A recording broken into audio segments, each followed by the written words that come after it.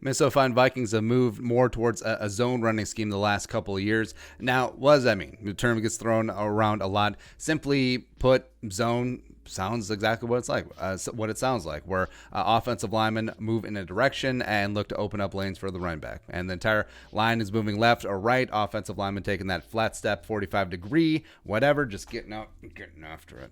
A running back picks a lane, the cutback lane, in all likelihood. A stretch play is going to be a hallmark of a zone blocking scheme.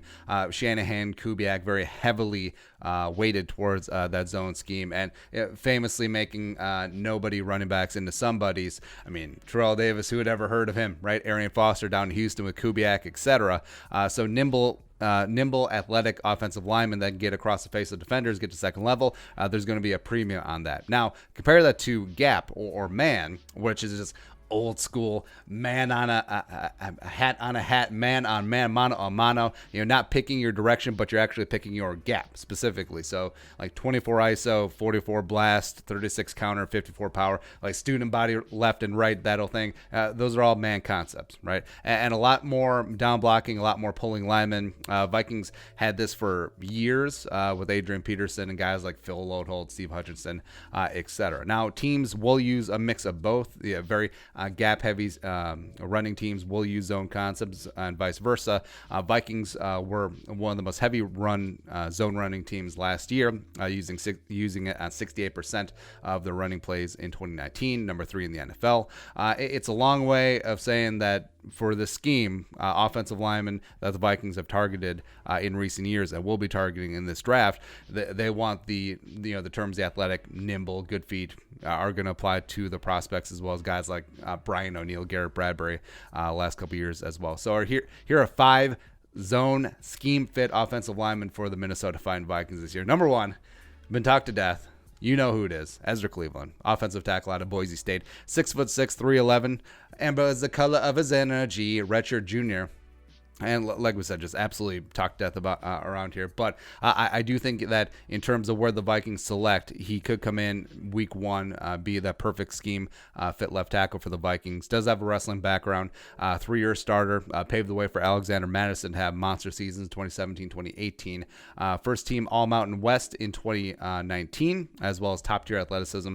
We've compared him to Brian O'Neill over and over again. A lot of the similar pluses and minuses coming into the draft with Cleveland were said about O'Neill when he came out a couple years ago as well. Does need to add strength, does need to add size to help out with that anchor, but something that we also say ad nauseum, what's the easiest thing to do at the NFL? Add size and strength. So he's in good company there. I would have no problem if the Vikings decide to spend a first-round pick on him and just go, just because it fits perfectly. Now, one of the reasons why you will see guys like Cleveland and some of these other players that we're going to talk about moving down draft boards is that they're not a universal fit, right? So when mock draft prognosticators put together the big boards, it's a generalized sort of a boilerplate big board, right? It doesn't have a specific team's concepts in mind. So that's why, say for teams that are running more power, more gap, and plus I think it just comes down to more of an old school mentality, like you really want the slobber knocker offensive lineman, right? So athletic, nimble guys who potentially have some power issues, which a lot of these guys do. Again, it's really hard to find. I want an offensive lineman who moves like a cheetah, has strength like a rhinoceros, and I want him in the 5th round. And I also don't want him to have medical or character issues. So there you go. You can't have your cake and eat it too. So that's one of the reasons why these guys are falling down. What were we talking about? Oh, yeah, number 2. So Jonah Jackson, guy that we've talked about on here a ton as well, interior offensive lineman from the Ohio State University. 6'3", 306, redshirt senior, former Rutgers star, grad transfer to Ohio State, lit it up last year at left guard for the Buckeyes. And no, do not penalize Jonah Jackson because Pat Elflein hasn't worked out, right? But Jonah Jackson, quick, nimble, elite recovery speed, unparalleled in pass sets, only 10 pressures allowed in 2019 on 460 pass blocking snaps, would be an immediate week 1 left guard starter. I would honestly have no problem with him going at 58, where if you look around the league, I mean, where's Jonah Jackson going to go in just like a default draft? Probably 3rd round. But specifically for what the Vikings want to do up front and the fact that he's not going to be as valued as highly by some other teams, I mean, could you get him at 89, maybe 105? It's possible. But if the Vikings go after him anytime during day 2, I'm in. Next up, player number 3, Nick Harris, interior offensive lineman out of Washington, 6'1", 302 senior, a.k.a. Baby Bradbury, because that's who he really reminds me of. 2-year starter at center at Washington. Oh, yeah, Jake Browning, chemistry. There you go. Was also a 2-time first team All Pac-12. Just top of the food chain, foot quickness, just an amazing technician out in space as well. He is a little bit of the Grim Reacher. So again, Baby Bradbury, Diet Bradbury. There you go. Will be in the late day 2 mix, potentially early day 3. And I wouldn't mind picking up a guy like Nick Harris, who, I mean, does he project well out to guard? Maybe, but if it is, it's specifically going to be a zone scheme. I don't think he would thrive at all in a man or a gap scheme. So if the Vikings double down, say they get Cleveland in the first round, and then they come back and scoop up Nick Harris, bottom of the 3rd, top of the 4th round, be okay with that. There you go. Next up, number 4.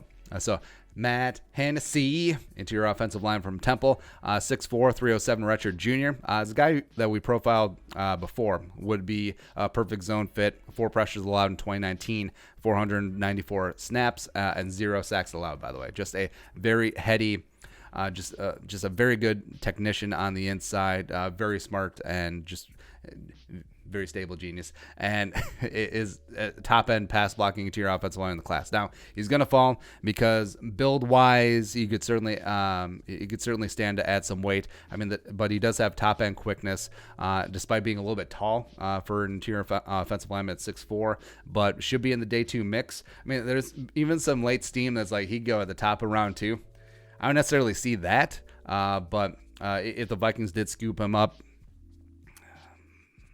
round 3, would feel fine with that value there. Lastly, so the full-on complete dart throw. So Alex Taylor, offensive tackle from South Carolina, 6'8", 308, redshirt senior, 36 and an 1/8 inch arms, 11 and 1/4 inch hands, 88 inch wingspan.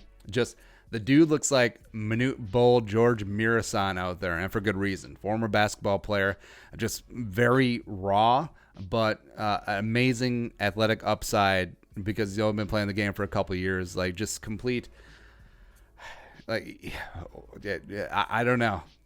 Just like great balance and quickness for a guy his size.